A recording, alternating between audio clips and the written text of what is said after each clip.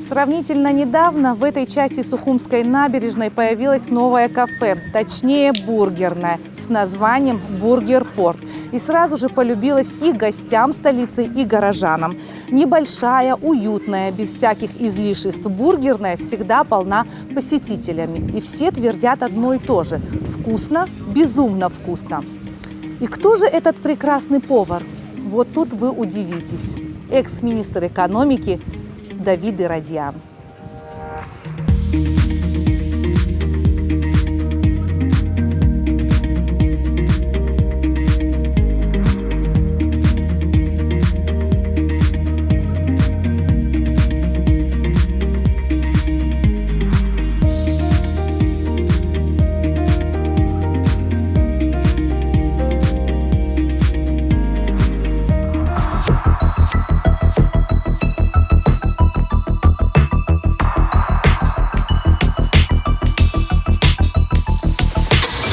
С 2011 по 2014 год вы были министром экономики Абхазии, сменив на этой должности нынешнего министра экономики Кристину Озган. Вот эти кадры я нашла в архиве абхазского телевидения.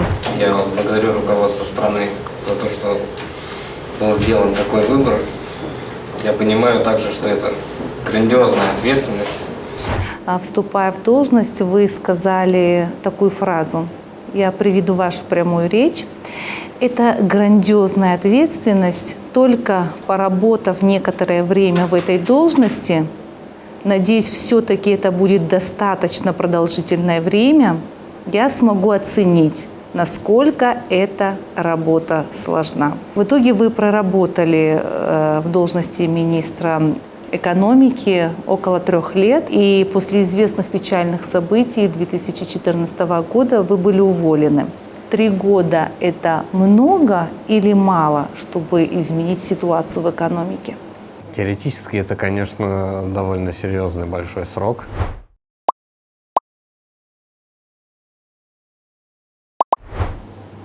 Тут, ведь, понимаете, речь идет о том, какие были для этого возможности.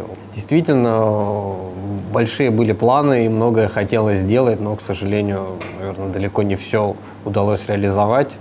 Это то, о чем я говорю. Тут вопрос в том, какие были для этого возможности, для того, чтобы действительно изменить социально-экономическую ситуацию в стране. Вот у любого отдельно взятого должностного лица, я не говорю только про себя, наверное, и не только про тот период, а вот аналогично во всех моих коллегах, которые и сейчас работают, и раньше работали. Сколько вам было лет тогда? На тот момент мне было 32 года. В 2011, да, 32. Молодой министр экономики. Да. Наверное, сейчас я понимаю, что, наверное, все-таки, наверное, это слишком молодой, можно сказать, слишком рано, наверное, человеку занимать. Я могу говорить о себе, я не могу говорить в целом. Наверное, кто-то является мудрым политиком и общественным деятелем, наверное, и в 30 лет. Но сейчас, оглядываясь на то, что я делал тогда, я, конечно, понимаю, что сейчас, наверное, я многое бы делал бы по-другому. Это не значит, что тогда было плохо, но все-таки жизненный опыт и возраст, они, если возраст, прожитые годы используются на благо в том числе себя, на благо выстраивания правильного образа мыслей, потому чтобы делать правильные выводы и набираться опыта, наверное, все-таки сейчас какие-то вещи я делал бы по-другому и какие-то другие поступки бы совершал. А если бы сейчас вам предложили бы заниматься экономикой на государственной службе? В ближайшей перспективе не думаю. Нет, это совершенно исключено. Итак, вы молодой министр, вам 32 года. А в вашем аппарате работали молодые люди? Да, конечно. Вы принимали какие-то кадровые решения, как Конечно. только назначили вас? Вы привнесли как-то, вот у вас была своя стратегия, или все-таки вы продолжали курс своего предшественника? Или вообще возможно иметь свою стратегию? Кадровую, безусловно, можно. И в плане освобождения некоторых работников, в плане найма новых работников. В этом плане не было никаких ограничений, никто тебе не говорил, кого брать на работу, кого увольнять. Но, естественно, в принципе, уже на тот момент была взята стратегия на омоложение кадров, и еще до этого очень сильно обновился коллектив министерства, но, в принципе, просто продолжилась та работа, которая была уже на тот момент начата. В принципе, эти тенденции, они и до сих пор есть. В государственном аппарате работает довольно много молодых людей и достойных молодых людей. А какая у вас была зарплата, если это не секрет, в качестве министра экономики? Ну, это не секрет, это же зарплата министра, она устанавливается законом, и она на тот момент составляла что-то порядка 8 или 9 тысяч рублей. Это была оплата за ваш труд? Нет, это было какое-то номинальное пособие по просто какой-то минимально прожиточный, наверное, уровень. Если ваш труд, а у вас был колоссальный труд, большая ответственная работа, да? А на чем держались вы? Приходилось зарабатывать деньги своим трудом параллельно. Может быть, это вот то, что присуще молодым людям, энтузиазм? Может, вас мотивировал энтузиазм? Нет, с точки зрения работы в министерстве все прекрасно понимали, что ничего ты там не заработаешь. Это оплата труда формальная, которая была, она совершенно не соответствовала тому уровню ответственности и сложности, Так был у вас энтузиазм? который требовала эта работа. Конечно, с точки зрения работы энтузиазм был. С 2005 года он был, как только я пришел в аппарат Кабинета министров работать. Вот. И на тот момент определенный энтузиазм, хотя уже, конечно, немножко в какой-то видоизмененной форме, он, естественно, присутствовал, иначе бы я не пошел. То есть никаких других мотивов, кроме попытаться сделать что-то хорошее на этой должности. Я не хотел доказать никому-то что-то, что я могу работать на этой должности, не хотел доказать себе. Естественно, я хотел этой должностью воспользоваться на благо своей страны. Получилось? Как бы пафосно это не звучало. Нет, не получилось, конечно же. Почему? Наверное, дело в предпосылках. Наверное, дело в том, что трудно самому по себе, будучи должностным лицом, занимая какую-то должность, которая звучит, наверное, очень громко, но на самом деле не обладает для этого достаточными полномочиями. Да и сам государственный аппарат, наверное, на тот момент, по крайней мере, не был в состоянии изменить что-то в стране без принятия каких-то очень серьезных, радикальных решений, которые никто не принимал, к сожалению. В таком вот вялотекущем ритме, принимая какие-то постановления, законы, вы же понимаете, что постановления закона, они не могут ситуацию в стране поменять, если под них нет каких-то очень серьезных ресурсов, если нет каких-то серьезных политических решений. Поскольку этого не было, естественно, большую часть все-таки работы занимала какая-то какие-то текущие операции по инвестпрограмме, по массе направлений. Министерство экономики так уж исторически сложилось, что та работа, за которую другие не берутся, они, как правило, ее делало либо министерство, либо аппарат правительства. И там мне приходилось поработать и заниматься огромным количеством самых разных вопросов, совершенно в разных сферах. Выпечкой хлеба в Абхазии, как мы обеспечиваем население. В целом картина стабильная, но есть уже отдельные перебои, они не связаны с тем, что в Абхазии нет муки.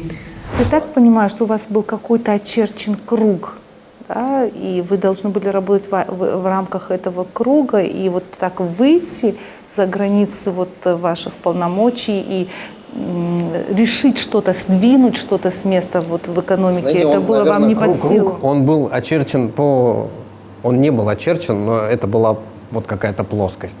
Там было самые разные направления, масса этих направлений. Но чуть-чуть приподняться на этой плоскости и принять какие-то серьезные решения, реформаторские, я не знаю, в Абхазии это слово, наверное, немножко не так воспринимается, или революционные какие-то в хорошем смысле. Но этого всего не удавалось, конечно. А хотелось. Да, вы считаете, чтобы был какой-то прорыв в экономике, надо было принимать радикальные решения? Ну, как говорится, глупо надеяться на иной результат, продолжая делать одно и то же. Мы, в принципе, до сих пор продолжаем делать одно и то же. Мы не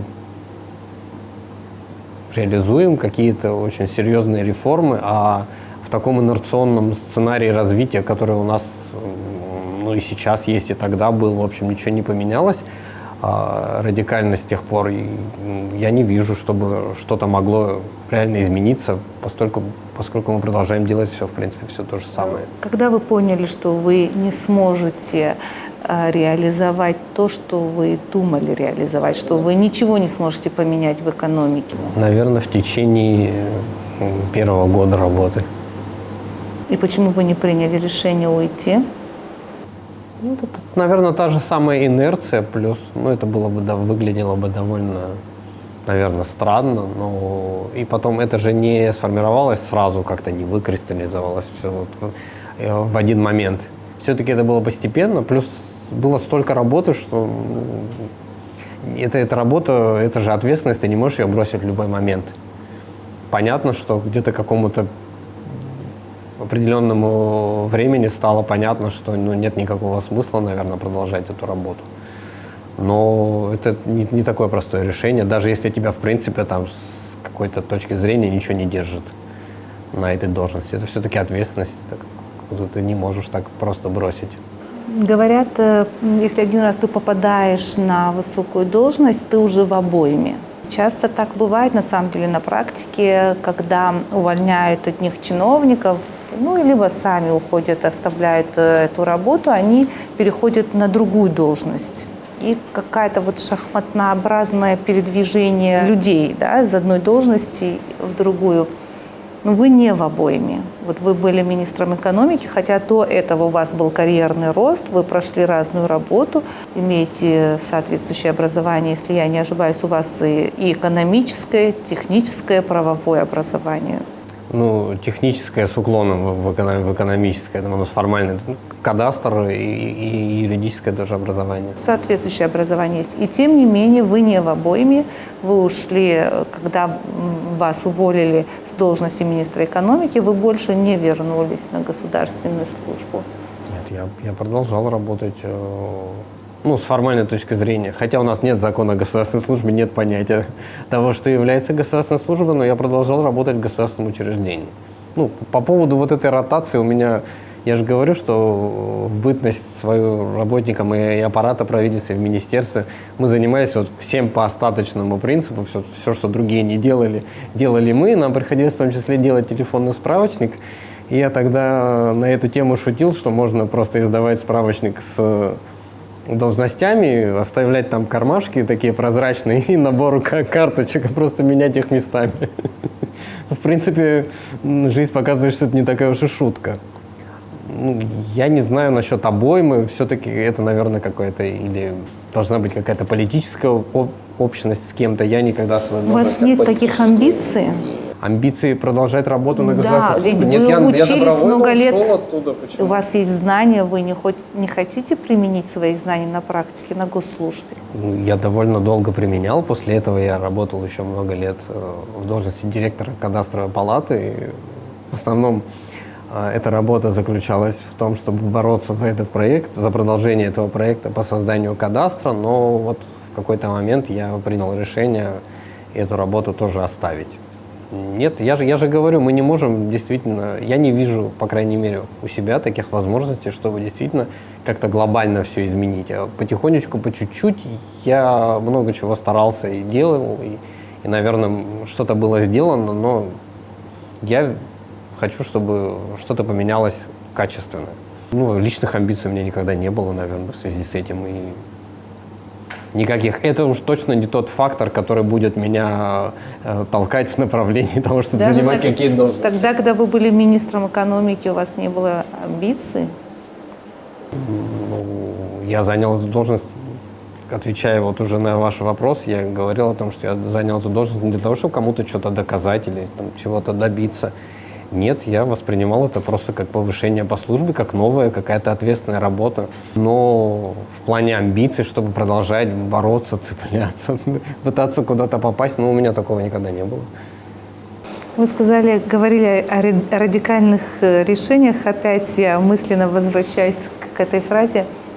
Ваше время, вашу бытность, когда вы были в должности министра экономики, обсуждали добычу нефти? Да, добычу нефти обсуждали, и мне тогда в том числе приходилось подписывать лицензионное соглашение. Приходилось не в том плане, что меня кто-то заставлял. Просто в силу должности министра экономики тогда подписывал в соответствии с коллегиальным решением правительства. Но я и тогда, и до сих пор являюсь убежденным сторонником необходимости добычи нефти, естественно, при соблюдении всех норм. Я уже неоднократно аргументировал, я свою позицию в этом плане никогда не менял. Я до сих пор считаю, что это можно было делать аккуратно, разумно, но в настоящее время не знаю, какие перспективы этого всего. Это было примерно лет 10 назад. И если тогда началась бы реализация этого проекта, сейчас картина в экономике Абхазии была бы другой? Ну, если говорить о проекте Роснефти на шельфе, то если бы действительно было сделано то, что предполагалось, если бы действительно там была бы эта нефть в таких объемах, ведь мы этого до сих пор не знаем, то да, действительно, это могло оказать очень серьезный эффект, несопоставимый с какими-то другими сценариями развития нашей экономики за прошедшие годы и, наверное, за будущее. То есть доходы были бы бюджета несопоставимые с нашими возможными и нынешними и возможными доходами нашего бюджета. Соответственно, эти доходы можно много чего было делать. Я прекрасно понимаю обеспокоенность многих граждан экологическим аспектом этого вопроса, но, понимаете, не принимать никаких решений, ничего не делать, всего бояться, от всего закрыться, это тоже, наверное, неправильно. И патриотизм заключается в том числе, как сказал Фазиль Искандеров, в том, чтобы выбрасывать окурок просто в мусорную корзину.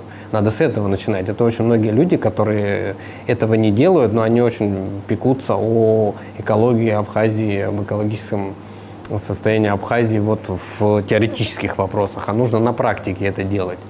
И я думаю, что можно было реализовать. Это все разумно, но, к сожалению, перспектив особых, мне кажется, в реализации этого проекта нет. Как у вас отношения складывались в кабинете министров? У вас были друзья, с кем у вас было полное взаимопонимание? Ну, у меня и были в том числе из министров, они до сих пор остались моими друзьями. Это и Бадра Гунба, и Владимир Делба. И были люди, старшие товарищи, которых я очень уважал, с которыми мне очень легко работалось, в том числе это был, наверное, стоит отметить, первым, о ком я могу сказать, это Леонид Иванович Лакербая. У меня были прекрасные отношения, и насколько это возможно с руководителем, полное понимание, естественно, по всем вопросам, практически, наверное. Но очень, по крайней мере, легко работать. Это было так давно, что я не помню, конечно, всех нюансов. Наверняка мы о чем-то и спорили, и говорили, но это нормально. Это не может быть, чтобы кто-то кого-то прям безропотно слушался и воспринимал все как данное. Все равно все всегда я пропускал через свое какое-то критическое мышление, но мне очень легко работалось внутри правительства, в принципе, и с другими коллегами были нормальные отношения. Никаких интриг, такого ничего не было никогда. А с кем сложно складывались отношения? Может быть, тогда казалось, что очень сложно выстраиваются отношения с кем-то из ваших коллег, министров, а сейчас, оглядываясь назад, вам даже, может быть, и с улыбкой вспоминаете. Ну, с коллегами, да нет, с коллегами не было никаких сложностей, но с руководителями иногда бывали, конечно, да.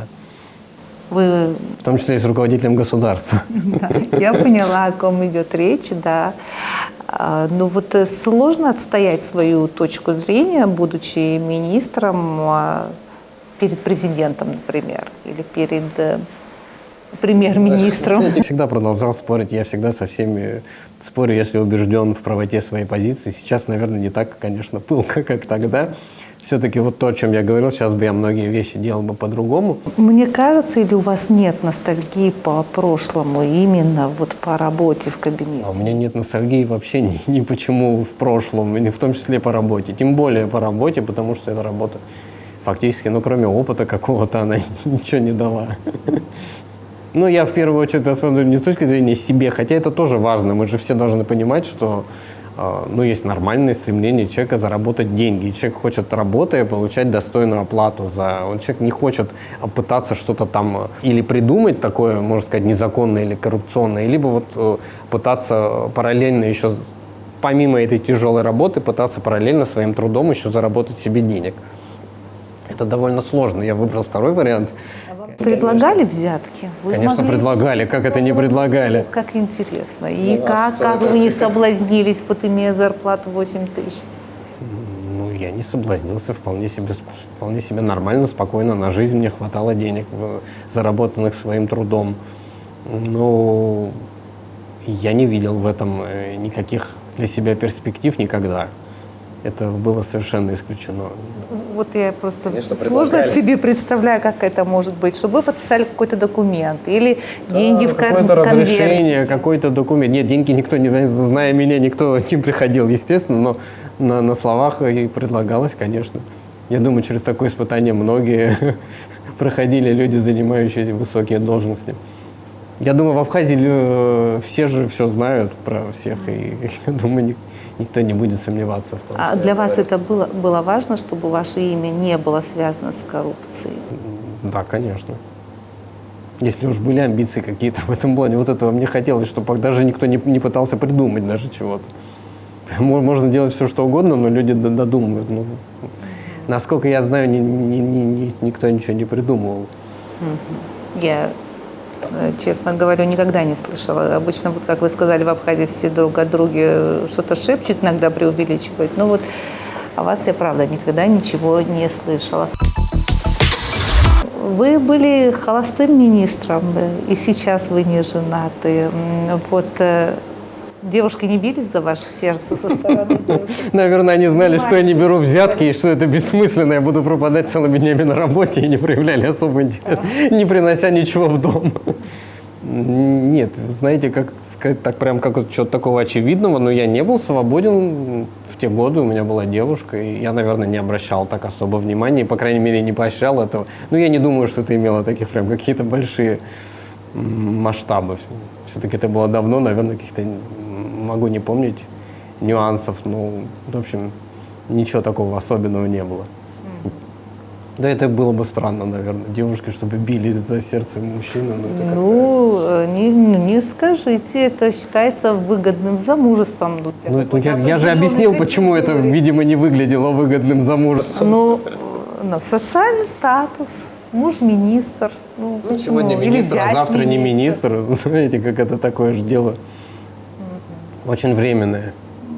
Вы работали много часов? Когда у вас заканчивался рабочий Вы знаете, день? совершенно по-разному. Иногда он мог закончиться в 7-8, иногда и в 12. Но я не могу сказать, что я, как многие мои коллеги, прямо вот жил на работе. Я пришел к такому выводу, что чем больше ты работаешь, тем больше тебе еще дают работу. Поэтому мы работали столько, сколько было необходимо для того, чтобы решить массу задач, которые стояли перед министерством. Как я говорю, к сожалению, это текущие в основном были задачи, а не какие-то глобальные. Ну, приходилось много работать, но такого не было, чтобы я каждый день раньше 10 не уходил с работы. Нет, иногда и в 8 уходил нормально. Сейчас про Вову Делба говорят, что он и до часу ночи может Владимир Валерьевич работать. Да? всегда этим отличался. Я в том числе его имел в виду, когда говорю, что в отличие от многих моих коллег, я ему пытался донести свой образ мысли, но он это не воспринимает, он практически живет на работе. Он не приходит пробовать ваши бургеры? Бывает здесь? Он пробовал мои бургеры очень много еще до того, как я открыл это заведение. А приходит в Но сейчас ему бургерную? очень тяжело выбраться. Не звонит, не консультируется, кстати, с вами? Ну, у него такой большой опыт. По каким вопросам в своей сфере ему консультироваться? У меня все-таки была немножко другая сфера, там, в сфере финансов. Если говорить вот простым, совсем бытовым языком, экономика – это история, как зарабатывать деньги, финансы – это то, как их правильно тратить. Ну вот экономики, я так себе представляю, я, конечно, могу ошибаться, что вот Министерство экономики создает условия, чтобы в государстве были деньги. В том числе, да, Да. в первую очередь, наверное. А финансы, они вот распределяют, как правильно и куда направить эти деньги. Ну, они занимаются и доходной частью, конечно, тоже очень много. Это же в идеале это согласованная политика. Все-таки Министерство экономики, оно отвечает за, скажем так, экономическую базу, а Министерство финансов отвечает за правильный сбор доходов бюджета, которые поступают от экономической базы, и правильное их распределение. Ну и Министерство экономики и там участвует, естественно, Министерство финансов. Наверное, так в очень большом приближении можно сказать, что да, так и есть. А во что выгодно сейчас вложить деньги? Я спрашиваю, как бывшего министра экономики. Ну, бывший министр экономики, он все-таки чиновник, наверное, это надо спрашивать у успешных предпринимателей. Я всегда не за теорию, а за практику. А вы сейчас не предприниматель? Это малый бизнес, как сказать. Я знаю то, что я, наверное, был, ну, нельзя никогда быть до конца уверенным, но я, в общем-то, верил в свои способности, скажем так.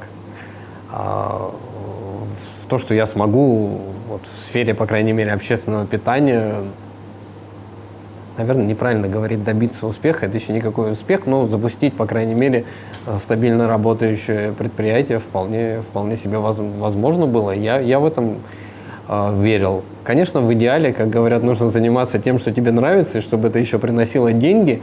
Вот, ну, когда-то работа чиновником мне тоже нравилась, денег она никогда не приносила. Поэтому вот нынешняя ситуация, она куда более приятная. Я и занимаюсь тем, что мне нравится. И, в принципе, это приносит определенный доход. Когда вы поняли, что у вас это получается, готовить вкусно? Ну, в том числе помогло мое освобождение от должности. Там много факторов сложилось. У меня появилось много времени в 2014 году. Плюс тогда был чемпионат мира по футболу, и я купил себе, наконец, телевизор и спутниковую тарелку, чтобы смотреть. Я вообще не было телевизора. Нет, я не смотрел ни на работе, ни... То, что мне нужно было, то, что касалось работы, да и просто интересов, я мог всегда в интернете почитать новости. Я очень любил тогда, можно сказать, футбол. Сейчас мне не до этого, естественно. Я не смотрю практически спортивные трансляции. У меня просто на это времени нет и, наверное, и желания особо. А вот для того, чтобы в полной мере насладиться чемпионатом мира, я купил себе телевизор. И как раз тогда там спутником телевидения были кулинарные каналы. Я всегда готовил практически с самого детства, но все это было на таком уровне, конечно, бытовом, любительском. И потом, когда у меня появилась масса времени, я стал этому больше уделять внимание. И в какой-то момент я заметил, что у меня получается. И люди заметили, которые пробовали мои блюда, которые я готовлю. И спустя несколько лет я уже начал задумываться о том, чтобы открыть свое какое-то дело в этой сфере. Конечно, это было реализовано спустя еще несколько лет. А почему именно бургерная? А не ресторан с большим залом, например? Ну, ресторан – это все-таки гораздо сложнее. Это во-первых. Во-вторых, если брать прям высокую кухню, я не думаю, что это будет востребовано в Абхазии. Ресторан такого типа, ресторан с постсоветского пространства, вот с меню размером с сборник законодательства какой-то, это то, что близко мне, смешиваю сейчас и то, и другое. Политика с кухней. Я такого не понимаю, не приемлю и вообще считаю, что это невозможно делать как качественную кухню вот с таким вот меню.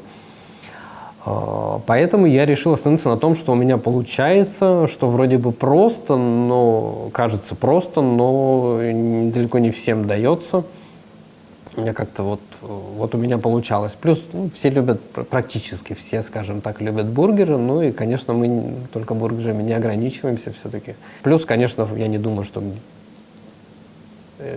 вкусные бургеры прям в изобилии где-то, или даже, не говорю уже про Сухум, но и даже, наверное, где-то в масштабах России и в Москве это тоже не такое частое явление. А в чем вот секрет вашей кухни? Это вот вы особо отбираете ингредиенты, может быть, вы знаете какие-то, я не знаю, специи там, или особо какой-то рецепт, может быть, ваша энергетика, любите это дело? Ну, я не верю все-таки во что-то метафизическое в кулинарии. Все-таки, наверное, искусство готовить, оно сводится к двум составляющим. Первое – это техника, а второе – это, конечно, вкус и обоняние, которые есть у повара, которые позволяют корректировать вкус и двигать его в нужном направлении. У вас это всегда было? Ну, если первая составляющая техника, ее можно научить кого угодно, вторая, конечно, ее можно развить, но она должна быть. Если ее нет, ну, это невозможно. Это как какая-то способность. У кого-то это слух, а у кого-то это вот вкус и обоняние, и какое-то представление о прекрасном вкусе, я имею в виду, конечно. Тут речь не об искусстве, тут речь о вот... Ну, это что-то такое внутреннее, это не, ну, то, что нельзя вот создать, если его нет. Вы 2 высших вуза окончили? Да, и аспирантуру еще. И аспирантуру еще. А у вас нет кулинарного образования? Нет. Но и тем не менее это дело у вас получилось. То есть получается, чтобы быть профессионалом в каком-то деле, достаточно таланта, если даже нет образования?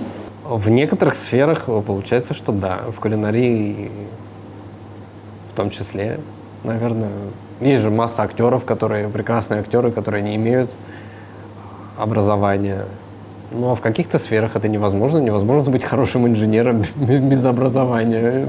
Например, или хорошим врачом вообще невозможно быть без образования. Это даже теоретически невозможно. То есть в каких-то сферах, да, в каких-то сферах достаточно развить в себе какие-то способности, каких-то нет. Это все очень индивидуально. Повар – это легкая профессия? Нет, эта профессия это не легче, чем... Сейчас я скажу министру, мои коллеги обидятся, наверное, но нет, в чем-то это еще более тяжелая профессия даже. Ну, повар я имею в виду как шеф-повар, как человек, который отвечает за кухню, который ставит кухню, который создает меню и который за...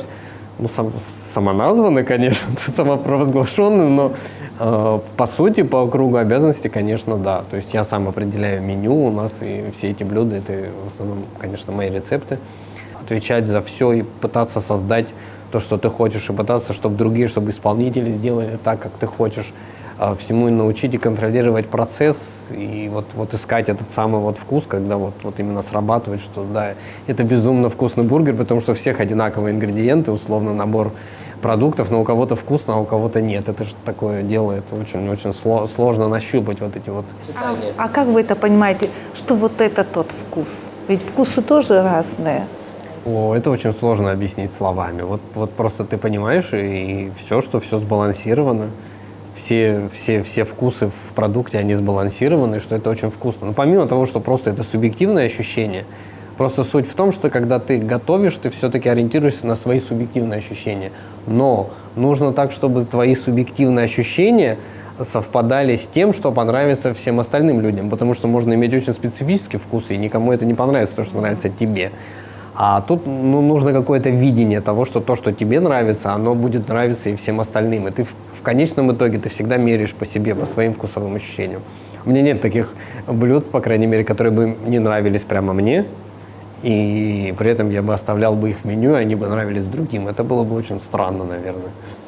А вот из того меню, которое есть сейчас, Бургер Порт, что вам, какое блюдо вам больше нравится? Наш бестселлер – это, конечно, чизбургер. Он, правда, мне кажется, что очень хороший. И пасты у нас мы тоже очень много внимания этому уделяем, расширению меню. Мы вот внедрили пасты, несколько видов пасты, и классические, итальянские, и наши импровизации на тему, и совершенно какие-то свои. Сколько часов вы проводите в кухне? Ну, в кафе в целом, наверное, в день от 10 до 12. Прям каждый день. От 10 до 12 часов в день? В кафе. Ну, из них, большую часть времени на кухне. Конечно, я здесь занимаюсь всем. Это же мало бизнес, тут приходится работать на всех должностях совершенно, неформально существующих, и просто заниматься всем, чем только можно. Вы можете убрать со стола, да?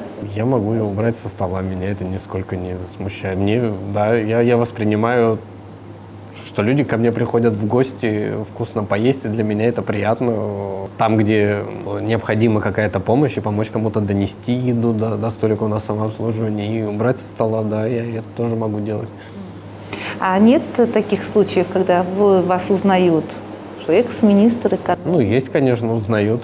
У нас есть какое-то некое особое отношение, что ли, к людям, к руководителям, скажем, да, вот, и, может быть, даже наследие Советского Союза, если ты вот чиновник, если ты министр, то ты в каком-то особом статусе. Мы не привыкли, что чиновник может быть в кепке, простенький, или там на велосипеде кататься. Что вы думаете на эту тему? Знаете, по чиновникам нужно судить, наверное, по тем успехам, которых они добиваются на своей работе, а не по тому, как они выглядят, там, на чем они передвигаются. Это же, ну, тут вопрос менталитета. У нас много осталось вот это какой-то аура такая очень важного государственного деятеля, она осталась вокруг многих чиновников, она осталась и сознательно культивируется. Конечно, не всеми, но многими она культивируется сознательно, что это какой-то такой образ. У нас вообще парадоксальное такое переплетение между вот какой-то такой важностью, которая создается с одной стороны, и с другой стороны между какой-то крайней степенью передемократии, то есть какой-то в негативном смысле с каким-то понебратством по отношению к руководителю, когда он на работе. То есть у нас человек, когда его не принимаешь, то есть с одной стороны кто-то отгораживается, а с другой стороны люди, когда видят, что ты, допустим, не можешь их принять вот прямо когда ему захотелось сейчас, никто же не думает о том, что у тебя есть работа, которую ты можешь делать. Вот они начинают обижаться. Или, ну, с одной стороны, это какое-то формальное существование государственных институтов, а с другой стороны, полное пренебрежение ими, когда эти государственные институты поступают по закону, но это тебе лично невыгодно как гражданину. Сразу вот эта вот вся аура, она смывается, и сразу же, в общем, никакого все это уважения, оно вот как мираж в пустыне пропадает. То есть должен быть какой-то баланс. Естественно, должна быть в каком-то смысле, в каком-то хорошем смысле какая-то определенная дистанция, в том плане, что не каждый вот со своим вопросом в любую секунду может ворваться в кабинет человека, как это у нас происходит, и обязан прямо любой чиновник его принять. Никто не думает о том, что он работает, а не просто там сидит. И с другой стороны, вот какая-то крайность, когда кто-то запирается просто и даже от своих коллег, и ты не можешь какому-то министру дозвониться по телефону или какому-то руководителю какой-нибудь другой государственной службы, ты не можешь дозвониться по телефону, за него там отвечает или секретарша, или телефон выключен вообще. То есть есть две крайности. Это у нас две крайности. У нас две крайности. И у нас в том числе, да, эти две крайности, конечно. Есть другая крайность, когда чиновники просто, как многие чиновники в России, абсолютно дистанцируются от народа, что тоже неправильно. Должен быть разумный баланс, должны быть приемные дни. Вы понимаете, дело даже же ведь не в формальной составляющей, а в том, для чего чиновник работает, как он сам осознает свою работу. Он для людей или люди для него? Вот те люди, которые в Европе, которые ездят, не только в Европе, в западной цивилизации, там один из самых таких примеров это Джастин Трудо в Канаде, да? Премьер-министр, который вот такой тоже достаточно демократичный, да и президенты США, Барак Обама, он тоже не был каким-то, при том, что, естественно, он очень сильно дистанцирован в силу мер безопасности от людей, но при этом он ведет себя как совершенно простой гражданин после того, как выходит, да и будучи на этой должности. И вот другая крайность, когда люди запираются. Вот те люди, которые запираются от граждан, они забывают о том, что они работают там для того, чтобы гражданам жилось, потому что они для граждан, а не наоборот. И это мы можем увидеть, начиная с самых там простых, низших чинов где-то. И у нас такое тоже есть, но у нас этого, к счастью большому, этого немного. Вот. Другой полюс, это когда человек работает, понимает, что он работает для народа, и тогда ему не нужно, наверное, что-то из себя корчить, ездить на какой-то машине, представлять или переживать по поводу того, что он ездит на чем-то простом или ходит на работу вообще пешком. Наверное, когда это естественно идет изнутри, когда ты просто не переживаешь по поводу того, что от каких-то формальных, внешних впечатлениях, которые сложатся у людей о тебе по твоей походке, по твоему костюму или по твоей машине, а ты переживаешь о том, что люди подумают, как они будут оценивать результаты твоей работы, наверное, тогда ты на вот эту всю мишуру не будешь обращать внимания. Будешь воспринимать это как любую обычную работу другую. Вот. Мне всегда эта позиция была близка, и я как-то старался ее придерживаться, поэтому сейчас я не вижу никакой проблемы. Тогда я работал министром, сейчас я работаю поваром. Любую работу воспринимаю как работу. Совершенно никакая работа не является ни хуже другой, ни лучше другой, и никакая тем более не является зазорной. Как вы отдыхаете? Чем вы увлекаетесь? Помимо, сейчас кухня – это работа, а отдых? Об отдыхе приходится только мечтать. Но я практически не отдыхаю. Ну, это нормально? Нет, это очень плохо. И ты начинаешь, в том числе, не отдыхая, ты начинаешь ненавидеть то дело, которое ты любил. В какой-то момент, да, все хорошо в меру всегда. И много работать тоже хорошо в меру. Но вот, к сожалению, из-за того, что у нас очень тяжело с кадрами в любой сфере, в том числе и в сфере общественного питания, очень многое приходится работать самому. То есть у вас Для того, нет чтобы повара, держать кому бы вы марку. доверили бы? У нас есть хорошие, способные ребята, но они еще пока не на таком уровне, чтобы можно было доверить кому-то кухню. Нет, специалистов такого уровня у нас нет. Вроде все люди хотят работу, найти работу не могут, а кадров нужных нет. Мне кажется, все люди хотят работу, что-то типа той работы, которой я раньше занимался, не представляя ее содержание, естественно, и не именно вот внешние аспекты этой работы и какие-то возможные бонусы от занятия определенных должностей. Ну, у нас просто довольно серьезное предложение, и на которое нет спроса на самом деле. А то, на что есть спрос, просто таких работ не придумали, волшебных, наверное. Ну вот если вы нашли бы человека, которому доверили бы кухню, и вам было бы спокойно, вот сколько бы вы ему платили? Ну, хороший повар получает 3, 4, 5 тысяч в день. Ну, это хорошая оплата. Ну, с учетом того, что повар работает 20-25 дней, вот посчитайте, там в районе 100 тысяч су-шеф, можно сказать, он зарабатывает. Довольно неплохие деньги. Не великие, конечно, но собственно, и при этом требуется тоже определенный функционал. Но это такой уровень оплаты, в принципе, и в России. И у нас, наверное, тоже. Просто не так много таких специалистов. Нам пока не посчастливилось, к сожалению. Хорошо, гипотетически представим, что у вас есть время для отдыха. Когда-то вы увлекались футболом, сейчас? Надо подумать. Я все-таки занялся как-то восстановлением своего какой-то нервной системы и равновесия. Я бы, честно говоря, если бы у меня было время, просто поехал в санаторий и отдохнул бы где-нибудь. Какой-нибудь Кисловодск? Ну, например, да. Я в детстве очень много, кстати, времени проводил. Каждое лето проводил в Минводах. Я бы с удовольствием, наверное, туда... С кем вы ездили в Минводу? Мы про ваше детство практически не говорили. С кем? С родителями. Кто ваши родители? Чем они занимались? Немножко расскажите. Мама педагог, она до последнего, буквально несколько лет назад, перестала работать в этой сфере. Отец... Что преподавала? Русский язык и литературу. Отец, много разных должностей занимал, в общем-то, и управленческих, и в бизнесе, и до сих пор занимается бизнесом. Вы больше характером на кого похожи, на отца или на мать? Не знаю, ни на кого, наверное, не похож. Потом мой характер очень сильно меняется, не всегда в лучшую сторону, поэтому я бы не хотел бы сравнивать себя с родителями. Мы все живем в разных ситуациях, они формировались как люди, наверное, немножко в другой среде. Сейчас у меня какая-то своя совершенно ситуация, которая тоже меня меняет, на меня как-то влияет, как и я влияю на нее.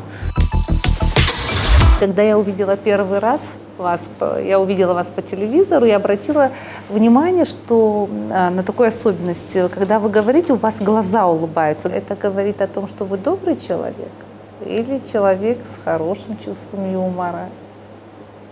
Кто-нибудь вам говорил об этом? Честно говоря, нет. Наверное, просто ситуации разные. Наверное, на работе все-таки, когда пока показывали где-то по телевизору, это все-таки были какие-то официальные мероприятия. А я, как-то же нужно было свое внутреннее состояние все-таки довольно веселого человека, оно должно было как-то проявляться. Нет, вы сейчас тоже улыбаетесь глазами. Почему нет? В принципе, большую часть времени я, наверное, пока не работаю и совсем куда-то не погружен в процессе как на кухне, где я могу быть очень... Да и по работе я могу быть очень жестким руководителем. Большую часть времени я все-таки улыбаюсь, наверное, и смеюсь, и шучу. когда вы расстраиваетесь, вы можете, например, там, поругать другого человека? Ну, чтобы в конечно, плохом могу, настроении? конечно. Да, дело не в настроении, я могу поругать, потому что человек что-то не так сделал. Это же дело не в моем настроении. Ну, я очень быстро отхожу, то есть у меня нет такого, что я вот прямо вот как-то зацикливаюсь на каких-то локальных неудачах, и вот это портит мое настроение на долгое время. Нет. Я очень отходчивый, стал довольно эмоциональным. Наверное, раньше для этого были предпосылки, но вот так, как сейчас, наверное, раньше не было. Но при этом я совершенно отходчивый. Все это где-то на поверхности. Вот, ну, внутри, наверное, у меня в основном всегда хорошее настроение. Все-таки по умолчанию, как заводские настройки. А у вас есть хорошая музыка, звучит. Это ваш вкус? YouTube играет, и YouTube по каким-то моим предпочтениям подбирает сам. То есть плюс сестра, она тоже ставит какие-то треки, мы с ней вдвоем вот этот бизнес ведем. Она больше за зал отвечает, я за кухню. И вот какие-то наши вкусы, где-то они совпадают, где-то они разные, но в целом мы просто стараемся качественно создать не только еду, но и в целом атмосферу и интерьер. Мне нравится ваш интерьер. Вроде бы все просто, но в то же время со вкусом. Чей был выбор? Вашей сестры? Это Оля, да, сестра, она отвечает за эту часть, как я сказал, и, в общем-то, это ее видение того, как должно было выглядеть, и я думаю, что это очень удачно. Вот все получилось так довольно лаконично, но при этом очень атмосферно. Оля, кто по специальности? Менеджер. Как и большой процент населения на постсоветском пространстве. Ну, так же, как она не специалист, дипломированный в сфере дизайна, так же, как и я не специалист на кухне. Но, тем не менее, что-то вроде получается. Какую книгу вы посоветуете мне прочесть? Этот вопрос я задаю всем своим героям программы. Знаете, я вот честно не люблю какие-то рейтинги и сказать, что какая-то моя книга самая любимая или какую я могу посоветовать. Особенно с учетом того, что последнее, наверное, какое-то время у меня нет так много ресурсов для того, чтобы посвящать их чтению, что весьма прискорбно. Но когда вы последний раз читали книгу? Прям художественную литературу, наверное, это было где-то год назад. У меня немножко свой специфический взгляд на чтение, он может сейчас вызвать какую-то, я его озвучу, он может вызвать какую-то негативную реакцию. Я все-таки в первую очередь художественную литературу воспринимаю с точки зрения развития речи, развития мышления, не с точки зрения смысла, который заложен, потому что каждый писатель, поэт, он имеет свою очень специфическую жизненную позицию. Я напрямую не воспринимаю всегда взгляды, которые транслируются. Я больше здесь уделяю внимание форме. Поэтому, конечно, и с этой, да и с точки зрения содержания я, конечно, всегда советовал бы читать русскую классику. Ничего лучше этого не придумывали. А с точки зрения все-таки развития я бы посоветовал больше читать. Вот если ты занимаешься бизнесом, да, больше читать книги успешных людей, которые добились что-то в этой сфере. Вот. Я не могу сказать, что мне это напрямую помогало, но, по крайней мере, было очень интересно отдельные книги прочитать и про успех Starbucks, это Шульца, и Ричарда Брэнсона, про его построение его компании. Довольно интересные книги. Их таких много.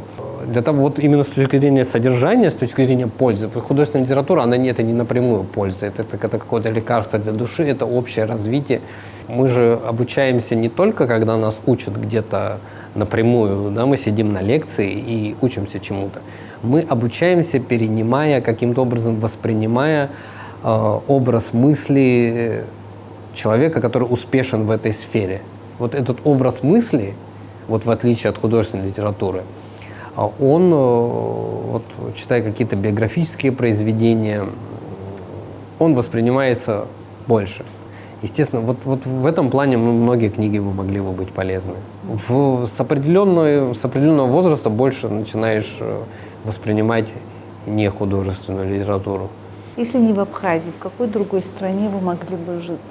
Да я мог бы жить в любой стране практически, где есть какие-то нормальные базовые условия, и люди бы разделяли какие-то базовые ценности, не знаю, скажем так, гуманитарные ценности какие-то, социальные.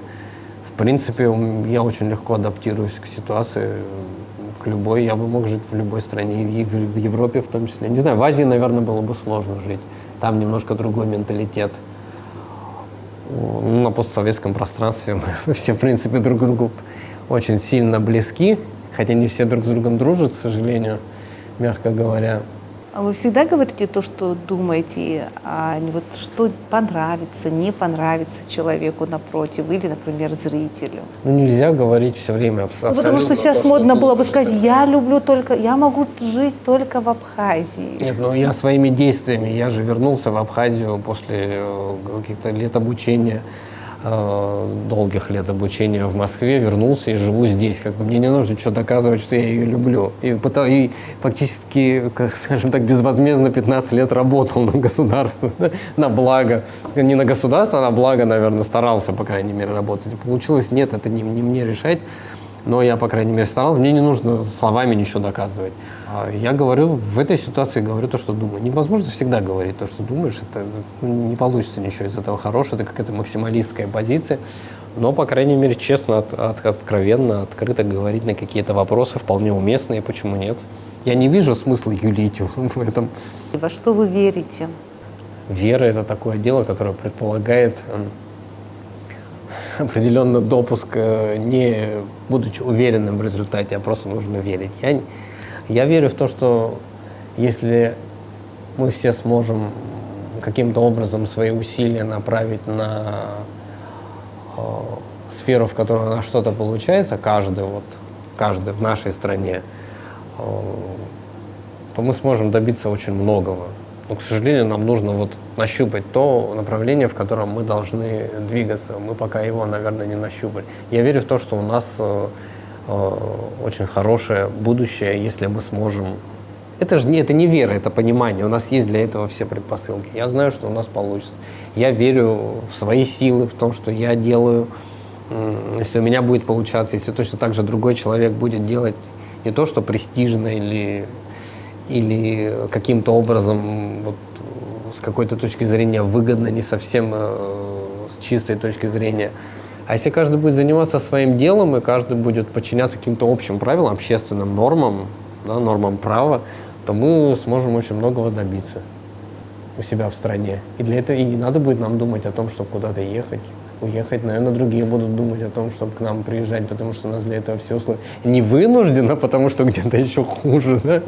А потому что действительно Абхазия будет такой привлекательной страной не с точки зрения климата, а с точки зрения того, как люди здесь живут. Я все-таки надеюсь на то, что тем людям, которые работают сейчас и которые будут работать после на тех должностях, которые предполагают принятие этих решений, будут принимать решения смелые, новые, которые позволят нам выйти на точно такой же уровень, как во многих других странах, которые, наверное, кто-то и мечтает уехать. Я связываю свое будущее все-таки с Абхазией. Спасибо. Спасибо вам. Это был очень интересный опыт, наверное, первое интервью не о работе в моей жизни.